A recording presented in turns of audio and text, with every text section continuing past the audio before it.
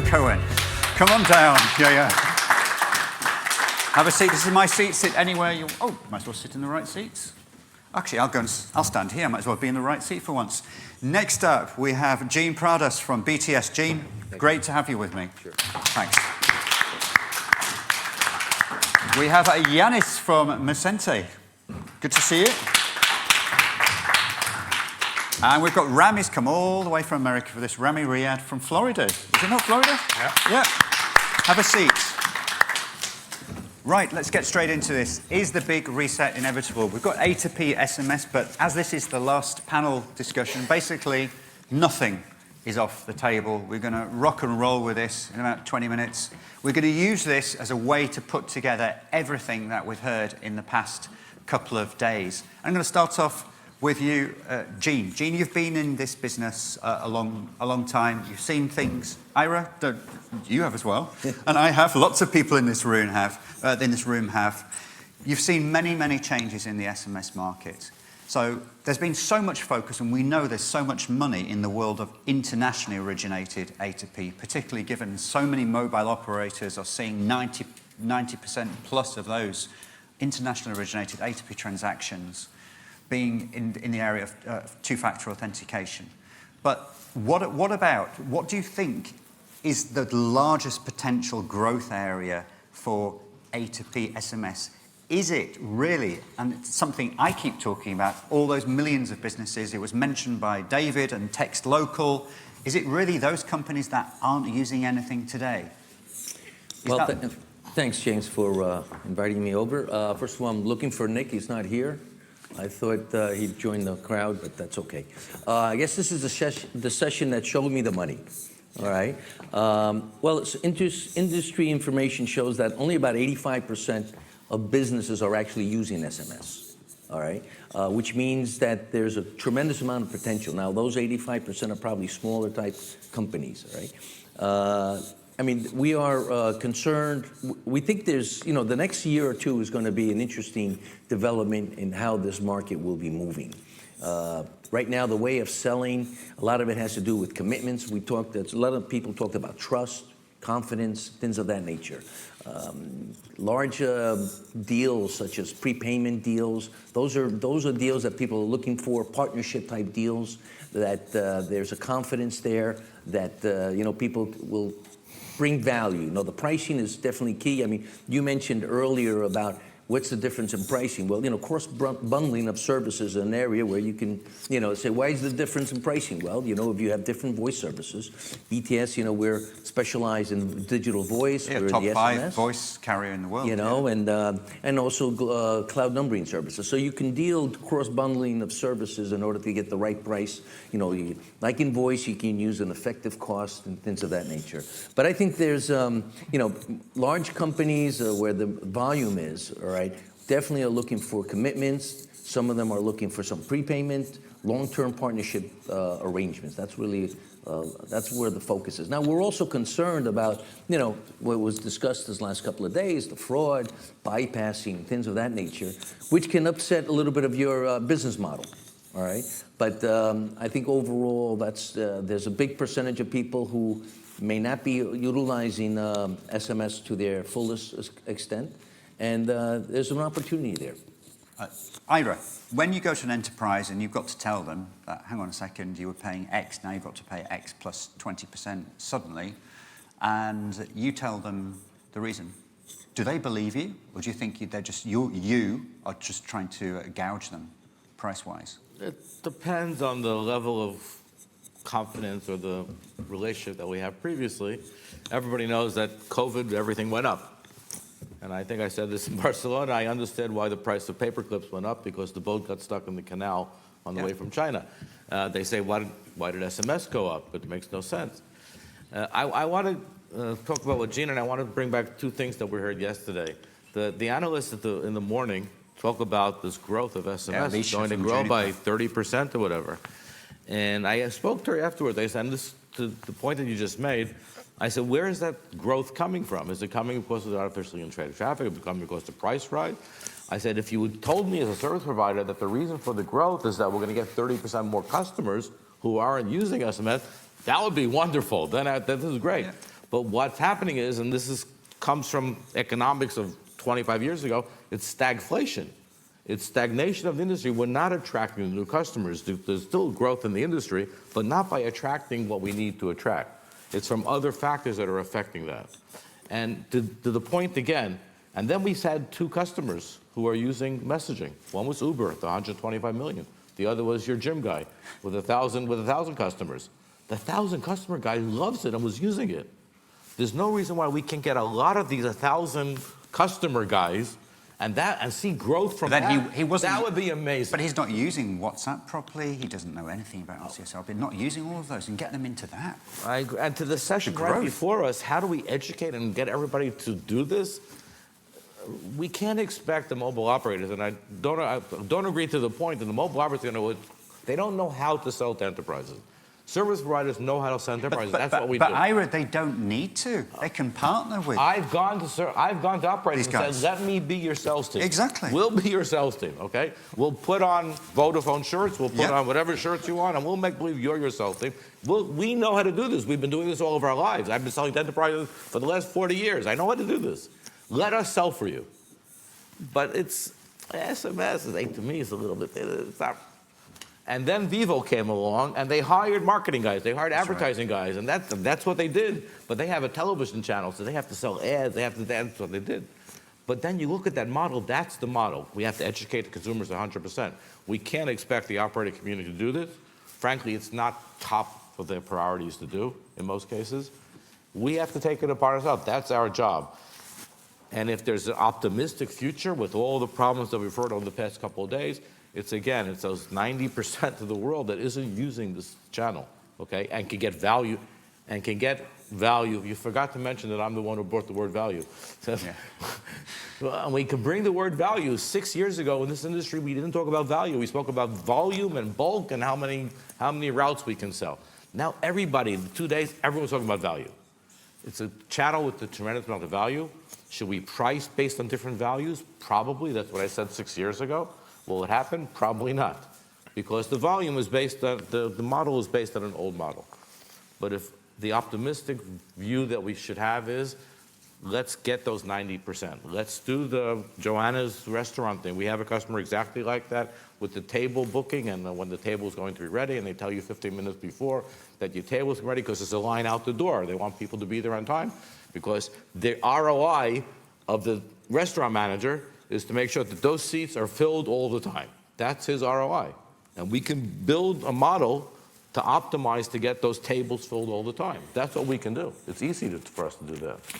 Rami, but are we as an industry, so all these companies, all the mobile operators around there, some are very, very open with coming out saying, hey, we used RBM to our own subscribers. We had a successful upgrade program. We were able to upgrade lots of consumers to, let's say, the latest Samsung S20, it's 24 now, but what was Samsung S23, et cetera, et cetera. Are we as an industry, within our own companies, mobile operators, whoever it might be, all the stakeholders, actually using this stuff, whether it be A2P, whether it be RBM, WhatsApp, et cetera, within our own organizations as effectively as possible to upsell to our own customers? What are we doing with our own customers? So I think a lot of mobile operators get the value of messaging, whether it's RBM or SMS, to communicate. And I think of it, there are 2 buckets, right? And WhatsApp did a great job putting all these messages in buckets. Nick was talking about earlier about the pricing changing coming out. They categorize messages into 4 buckets. Marketing, utility, which is where's my order, notifications, blah, blah, blah. Authentication, and user initiative. Yeah, it was that presentation as well yesterday from Stuart McBride from and Adaptive. It was very clear, right.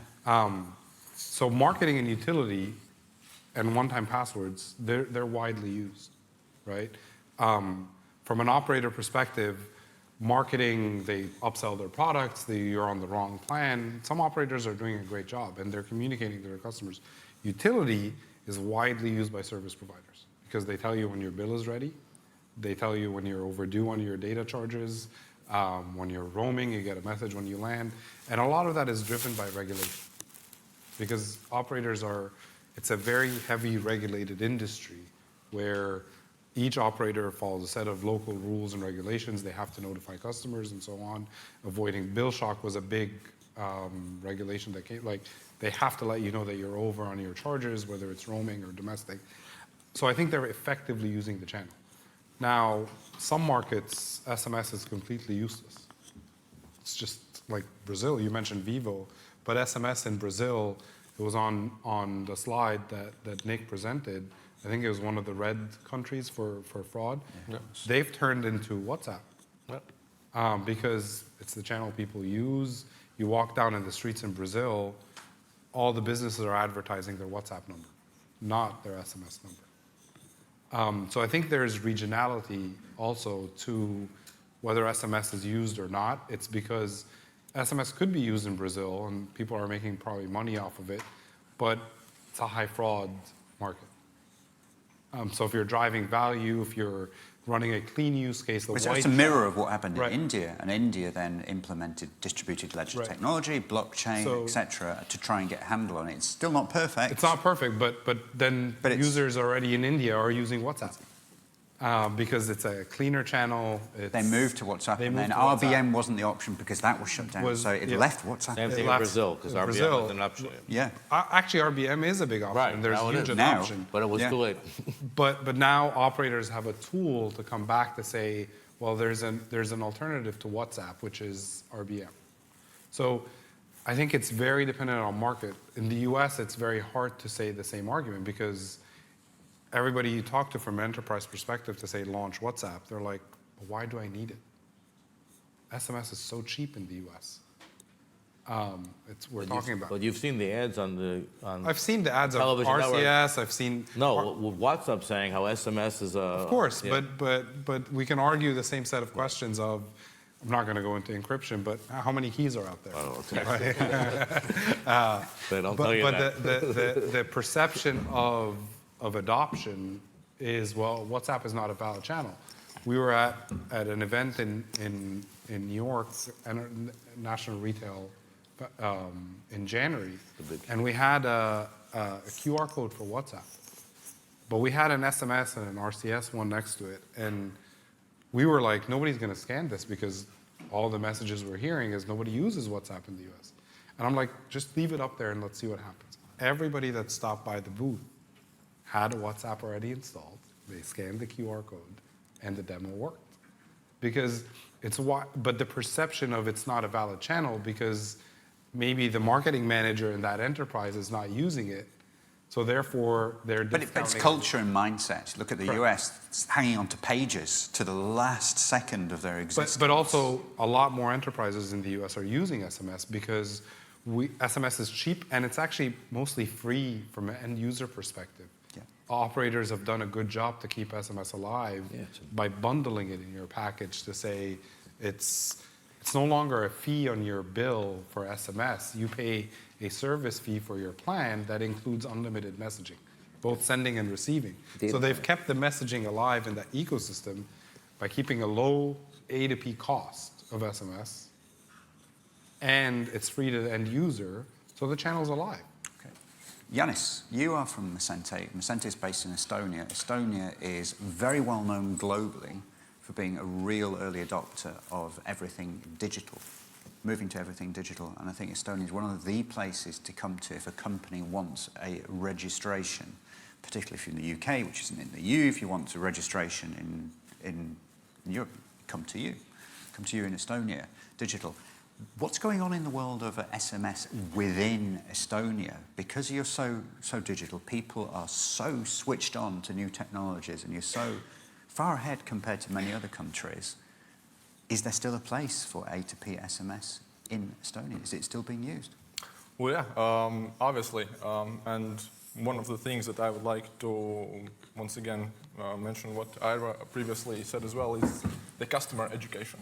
It takes a lot of time to really explain absolutely all the chain on what's happening with A2P messaging, why maybe they need it for their services or for their business. And when it's so whether it's SMS or whether it's a chat app, it's the same situation because they're still stuck in the mindset, I'm used to using email and traditional voice channels, for example.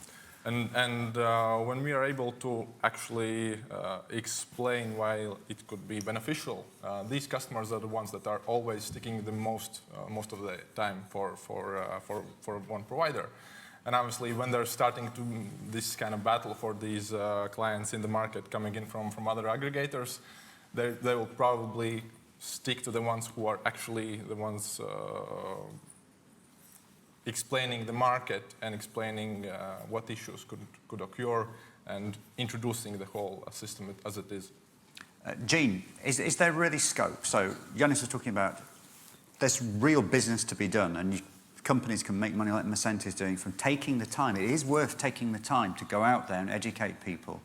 And is this something we as an industry could do a lot better and make it more funky? So let's say mobile operators in a country getting together, for example, I don't know, having a really funky clip which goes up on YouTube. This is the power of messaging, whether it be SMS, whether it be chat apps, RBM, etc., etc.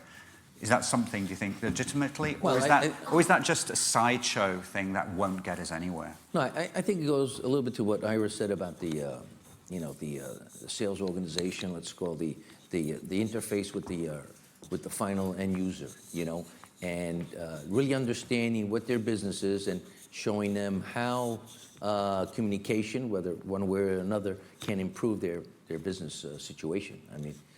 I mean, we're talking about that restaurant. I mean, I have an appointment tomorrow for lunch, and I received an email and 2 SMS messages to make sure I'm going to show up tomorrow for lunch. I mean, after a while, it's three interfaces, which is a little too much for me, I think. But they want to make sure that all their tables are being filled. Why? Because they see that it's a busy place, and they want to optimize the revenue opportunity. And if I call up 10 minutes before and say, look, I can't make it, then they have a loss, or they have a potential loss of an opportunity. And so the people who are, get education, the fact is you have to know what their requirements are and how to build their business further. And I think, all in all, we all see that more and more of messaging is being used to make their business more efficient and optimize their opportunity. Ira, what commercial model we're talking about from an SMS perspective? The traditional commercial model is I sent 100 SMS. Each SMS is priced at X, so therefore you owe me 100X, job done. What about freshening things up? And I know it's done in some places, but making it success-based. So this is the situation with my enterprise, and I would like to sell more to existing clients. And if you, Ira from MMD Smart, can come along and increase sales for every one of my customers, let's say by 50% within the next 6 months, I will give you a percentage of that. I don't care what you use to do it, just do it. What's going on with that? Why isn't that being done more? We're doing it. We were the first ones to offer revenue-based models like this. But how's it going? It's very difficult to explain it in many places. One of the things that we learned is that companies like to know what their fixed budget is, and that's part of the problem. We found some companies who are in marketing spaces who understand it because that's their model. Marketing works like this. I don't know if anybody knows, but when you click on a link on a blog or somewhere on the internet, okay, there's a whole chain of people who make money from the fact that you clicked on that. It's called the affiliate marketing model. We've got an expert here. Yeah. And in the form of Russ. We looked at that model. We said, you know what? Why don't we do this in SMS? Every time there's a click there's a chain of people who need to make money. We're the messaging provider. We'll make money based on that click. And we came to the model. We sold it to a bunch of customers. We had a famous one we did with a big name pizza manufacturer. And for every pizza that they sold, they gave us certain money for every pizza that was sold. We didn't charge them for the messages. But don't tell me, if it gets too successful, they go, oh, we're giving too much money away? No, they was very happy with it. But he knew that I was committed to make sure that he reached his target, that he sold as many pizzas as possible. I'm now on his side. I'm part of his marketing team, okay? So we're going to send a lot more messages than he would have normally sent because we want to make sure that we hit the target. And so we've done this in a few different places. Some of the models were really interesting. Some of the e-commerce models that we did were really interesting. We made a lot of money, a lot more than the messaging would have cost. It's a much more difficult model, though, to calculate, and there's no way to automate it because each case is a standalone case. But yes, for years we've been promoted to the fact that we should be selling our product based on value, not as a commodity. For years we've been saying that. Some of the sessions that we heard today reached that topic, okay? Different models, okay? Let's charge different for marketing, let's charge different for OTP, let's charge different for each one of these things. Why not? Okay? The problem is that our basic cost still comes from the operator and they're not going to be there. We've discussed it with the operators over the years, but they're not going there. Thanks.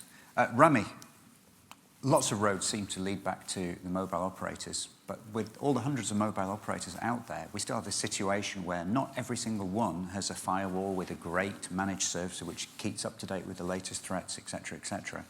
But then there are numerous situations I know of personally where they have a firewall in place, they have that managed service, but then they found out, wow, I didn't know we were making so much money from A2P, but because of the deal we have in place, we're having to pay 20% to whoever their partner is. And then things seem to fall apart and create destabilization. So is that an issue when you have operators who don't realize the opportunity, but when they see the scale of the opportunity, they go, wow, do you know what? We can do this ourselves. We no longer need whoever it is of the world to do this, and things fall apart. And at that point, then because of all the holes like Swiss cheese in the network, the bad actors come in and take advantage. I think the bad actors are not going anywhere. They've been around for ages and their traffic is growing. I think it's the model of an operator selling directly to enterprises. It may work in some markets, but that's not the general model. I think aggregators, we've all existed because of the complexity of each. I'm just talking about the general monetization, Rami. So that's, I think the general monetization is operators sell a service, which is messaging, right? It's the job of the whole ecosystem, not just the operators, the aggregators, vetting the traffic that's coming through. It's going to minimize the bad actors that are there. They're going to still be there. And I don't think they're going to go anywhere. And operators are going to make money or lose money because of these bad actors. But at the end of the day, the value chain all exists because there's an enterprise wanting to send a message to a consumer. That's the value chain right there. In between, we're all making money off of it because we're processing, we're building the campaign, sending it to an operator that's charging us a termination fee for it. Then it's going to the end consumer's device. We're selling his excess capacity. That's what we're doing. Yeah, okay. We're selling his excess capacity, right? So it's an excess capacity that he normally wouldn't sell. We're selling it for him. So for him, it's actually a zero cost. It's not, I wouldn't call it zero cost because if SMS was free or value-based, but then like trying to convince large enterprises to adopt a channel like SMS, like if you go to like the Walmarts of the world and all these guys, most of their messages are utility messages. Where's my order? Right. Where's my reset my password, right? That's right. They don't want to think about it. They want a trusted partner to go in that white space that Nick was talking about earlier today. They want to make sure my message is being delivered on time, right? And there's a fee for it. Here it is. That's it. Trying to convince them otherwise is just nobody listens on the other side. And we use the example with Walgreens when we launched with them RCS. They had an amazing SMS program. And going to them and say, guys, we want to make a change to that. It actually scares, like our team were like, how are they going to accept us coming to say, you have a successful SMS program and we want to change it? Yeah. So we actually worked with them to say, okay, we're going to introduce a new channel that's going to help you improve SMS performance. And they were like, well, we kind of don't believe you, but we'll give it a try.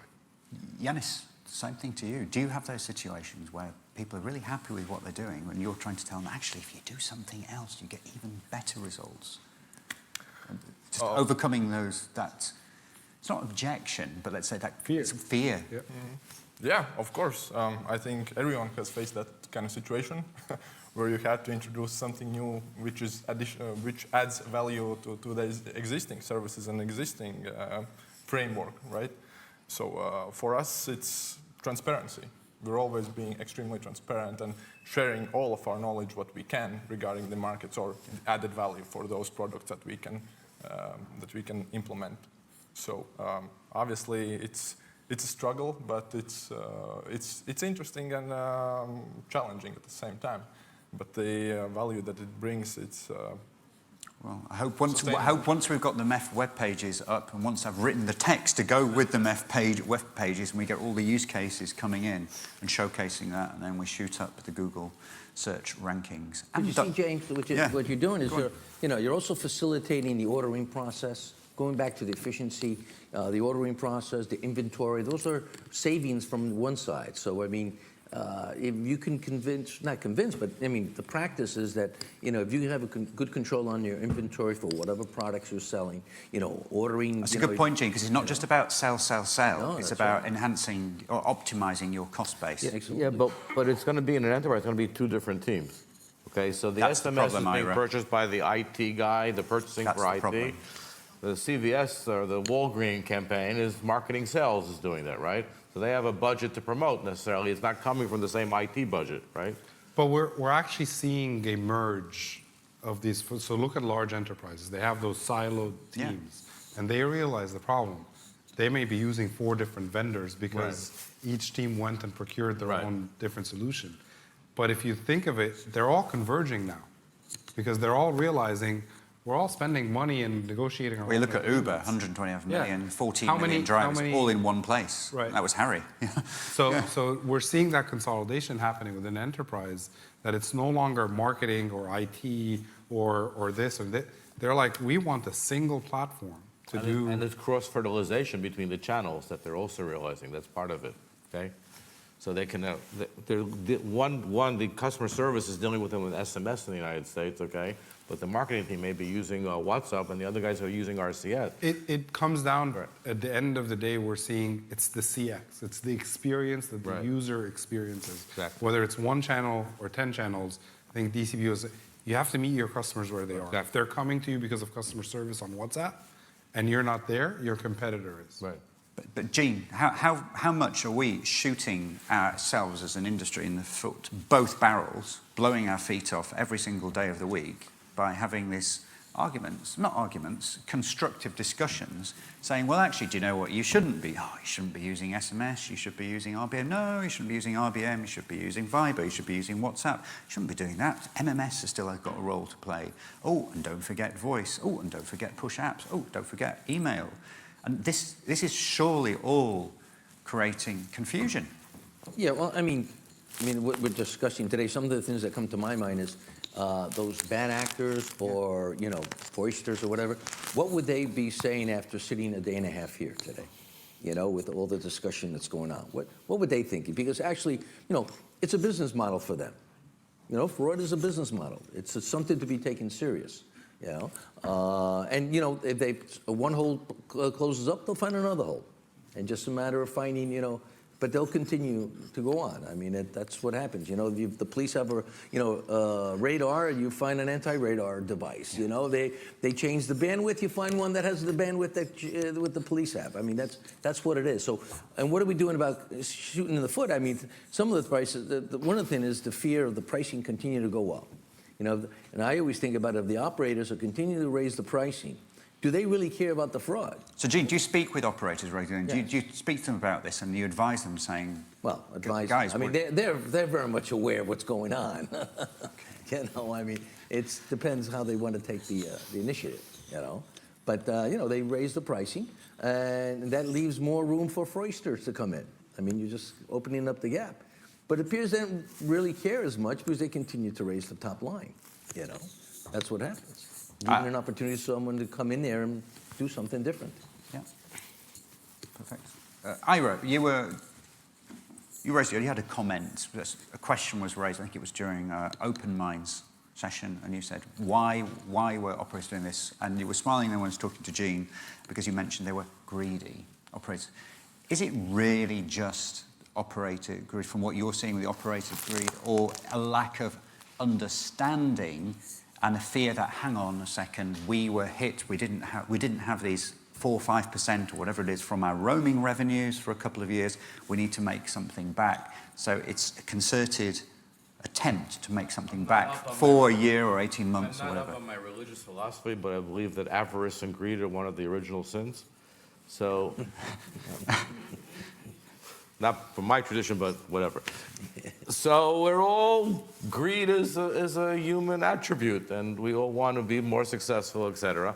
There's a difference between personal greed and corporate greed, particularly because corporate greed very often affects other ecosystems around the corporation by having that greed.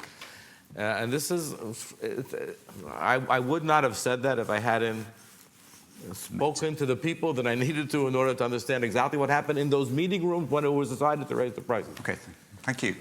Believe it or not, we can... I want to say one thing because I Go know on. I see the time. Yeah. So, is the reset inevitable? Yes, that's the question that we were asked about. I worked in a couple companies that had disruptive technology. The first rule of disruptive technology: there'll always be another disruptive technology that'll disrupt disruptive technology. Yeah. SMS messaging was a disruptive technology. Something will come along that will disrupt it. That's all I have to say. We've had, yeah, it's difficult. Rami, closing remarks. I think This or anything else about the event? No, I think SMS is still king. We see that from all the data that's been shared. It's continued to grow. I think the big reset could be who else is going to come and show up in the picture to disrupt it. Prices are going up. It opens the gap. It actually makes it easier to disrupt. If prices keep going up, then someone comes along and says, we're happy with 50% of SMS revenue. Boom. Your model is disrupted. We keep shooting ourselves in the foot just we're about to start running a marathon, which is a really bad thing to do. Okay. So Yeah. I just think, sorry, one last, No, go. like a lot of the tech companies that own our devices, if they come back and say, oh, you can notify my customers for free tomorrow. Look, Yeah. Yeah, I think actually we're kind of in this process of reset already, because as we heard yesterday and today during all the panels, there's a lot of information to be shared, a lot of different solutions that we can try to avoid fraud as much as possible, spamming as much as possible. And there's going to be new problems coming up, obviously, in foreseeable future. So, yeah, that's pretty much my view on this. I would say I would be skeptical anybody question. Yeah. 3 to 5 Sorry. year plans. You know, if someone's putting numbers up there for 3-5 years, I mean, I don't think that's realistic. Okay. Have we got any questions, points in the room? Remember, this is the close of the event, so it's your last chance to make an impact. No. they're stunned. Everybody Stunned wants lunch. silence. Ross, I thought you had a hand up there. Probably.